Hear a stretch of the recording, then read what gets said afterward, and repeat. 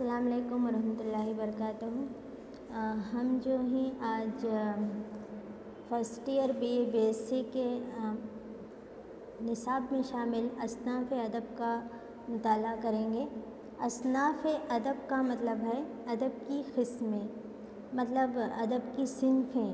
تو اصناف ادب کس کو کہتے ہیں؟ پہلی بات، ادب جو ہے یہ مطلب بہترین الفاظ کی بہترین ترتیب کے ذریعے جب شاعر یا ادیب اپنے خیالات و جذبات کا اظہار کرتا ہے تو اسے ہم ادب کہتے ہیں۔ اصناف ادب کی قسمیں کیا ہیں؟ تو اصناف ادب کی ہمیں یہاں دو قسمیں ملتی ہیں، ایک اصناف نثر اور دوسرے اصناف شاعری۔ تو سب سے پہلے ہم اصناف شاعری پر غور کریں گے، کیونکہ ہم جانتے ہیں جیسے ہمارے اردو ادب میں نثر سے پہلے شاعری کا آغاز ہوا تھا، تو اس طرح ہم شاعری سے اس کی ابتدا کرتے ہیں۔ تو شاعری میں جو سب سے پہلے آتا ہے وہ غزل، بعد میں قصیدہ، مرثیہ، مثنوی، رباعی، خطہ، مسدس، ترجیع بند وغیرہ۔ تو غزل کس کو کہتے ہیں؟ غزل کے کیا معنی ہیں؟ ہم جیسے جانتے ہیں غزل اردو کی محبوب صنف شاعری ہے۔ اس کے لغوی معنی عورتوں سے بات چیت کرنے کے ہیں۔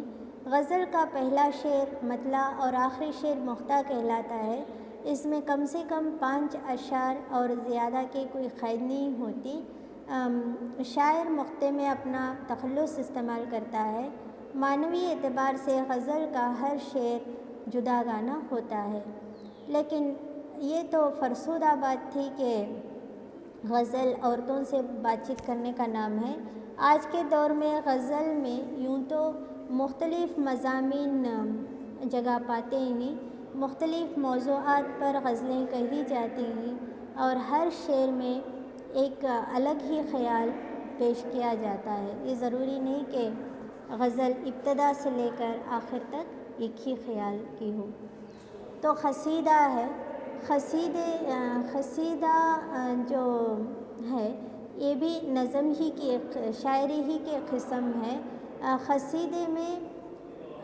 قصیدے کا مطلب ہے بالارادہ شعر کہنے کے، مطلب اس کے لغوی معنی گودے کے ہیں، لیکن بالارادہ جو شعر کہے جاتے ہیں، ارادہ کر کے جو شعر کہے جاتے ہیں اسے کیا کہا جاتا ہے؟ قصیدہ کر کے کہا جاتا ہے۔ تو قصیدے میں دراصل یا تو کسی کی مدح ہوتی ہے یا کسی کی مذمت۔ مدح کا مطلب ہے تعریف اور مذمت کا مطلب ہے ان کی برائی کرنا۔ تو اکثر ہمارے قدیم شعراء نے یا تو کسی کی تعریف کے پل باندھ دیے ہیں یا پھر کسی کی مذمت میں کسی کو بہت ہی نیچا دکھا دیا ہے۔ تو اس کے ماہر تھے مرزا محمد رفیع سودا اردو کے بہت بڑے قصیدے گو شاعر ہیں۔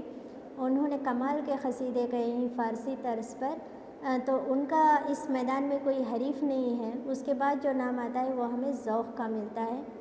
ویسے تو قصیدے کے اجزائے ترکیبی ہیں، تشبیب، گریز، مدح، دعا یا حسن طلب۔ تو اس کے بعد آتا ہے مرثیہ۔ مرثیہ بھی نظم ہی کی ایک صنف، شاعری ہی کی ایک صنف ہے۔ تو اس میں مرنے والے کے محاسن بیان کیے جاتے ہیں، لیکن اردو ادب کا جہاں تک تعلق ہے ہمارے یہاں شہادت امام حسین رضی اللہ تعالیٰ عنہ پر زیادہ تر مرثیے لکھے گئے ہیں۔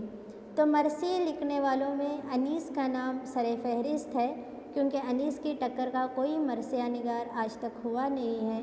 تو اس کے بعد جو نام لیا جاتا ہے وہ مرزا دبیر کا ہے۔ یہاں کچھ مرثیے کے بھی اجزائے ترکیبی ہیں، جیسے چہرہ، سراپا، رخصت، آمد، رجز، جنگ، شہادت، بین۔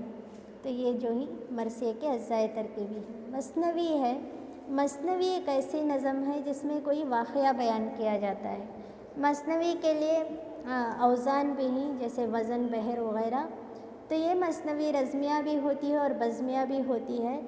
جو رزمیہ مثنوی ہوتی ہے اس میں میدان جنگ کا واقعہ بیان کیا جاتا ہے، اور جو بزمیہ مثنوی ہے اس میں کوئی عشقیہ داستان بیان کی جاتی ہے۔ ویسے تو اردو میں بہت ساری مثنویاں لکھی گئی ہیں، جیسے گلشن عشق، علی نامہ اور خطب مشتری، سحر البیان، بے شمار مثنویاں جو ہیں اردو میں لکھی گئی ہیں۔ اس کے بھی کچھ اجزائے ترکیبی ہیں، جیسے توحید و مناجات، مداح حکم، تعریف شعر و سخن، سبک تعلیق اور اصل قصہ۔ تو بعد میں ہم کو ملتی ہے رباعی۔ رباعی یعنی 4 مصروں والی نظم۔ یہ اہل عرب کی جدت ہے لیکن فارسی سے مستعار لی گئی ہے۔ رباعی ربا سے مشتق ہے، ربا کے معنی ہیں 4، تو رباعی میں 4 مصرے ہوتے ہیں۔ رباعی گو شاعر بھی ہمارے یہاں بہت زیادہ ہیں۔ اخلاق، مذہب، تصوف، منقبت، مدح، ہجو، حسن و عشق وغیرہ، تو یہ سب کیا ہیں؟ رباعی میں شامل ہونے والے موضوعات کے نام ہیں۔ خطہ ہے، خطے کے معنی ہیں مطلب قدیم شاعری میں 2 یا 2 سے زائد ایسے اشعار کو خطہ کہا جاتا تھا جس میں کوئی مضمون یا خیال تسلسل کے ساتھ بیان کیا گیا ہو، لیکن جدید شاعری میں اس کا رواج بدل گیا ہے۔ 2 اشعار یا 4 مصروں کے خطے کو ایک آزاد اور علیحدہ صنف سمجھا جانے لگا ہے اور آہستہ آہستہ یہ صنف مقبول بھی ہونے لگی ہے۔ مسدس جو ہے، مسدس دراصل یہ صنف نہیں ہے، لیکن یہ دراصل کیا ہے؟ نظم میں لکھی جانے والی بند کا نام ہے مسدس۔ مطلب ایک بند کے جب 6 مصرے ہوتے ہیں تو مسدس کہلاتے ہیں۔ ہمارے اردو ادب میں مسدس حالی کافی مشہور ہے، کیونکہ حالی نے مد و جزر اسلام کے نام سے جو نظم لکھی تھی وہ دراصل مسدس ہی کی حیت میں انہوں نے لکھی تھی۔ تو اس کے بعد آتا ہے ترجیع بند۔ ترجیع بند کے معنی ہی لوٹانے کے۔ اصطلاح میں ترجیع بند ایک ایسی نظم کو کہا جاتا ہے جس کے ہر بند کا شعر نیا یا جداگانہ ہو، اسے ترکیب بند کہا جائے گا۔ ان دونوں میں شرط ہے کہ بند کے اشعار 5 سے کم ہوں اور 11 سے زیادہ نہ ہوں۔ تو اس طرح سے کیا ہے؟ یہ ترجیع بند ہے۔ یہ جو اب تک جو ہم پڑھ رہے تھے یہ سبھی کیا تھے؟ اصناف شاعری تھے۔ اگلے سیشن میں ہم اصناف نثر کے متعلق بات کریں گے۔ اللہ حافظ۔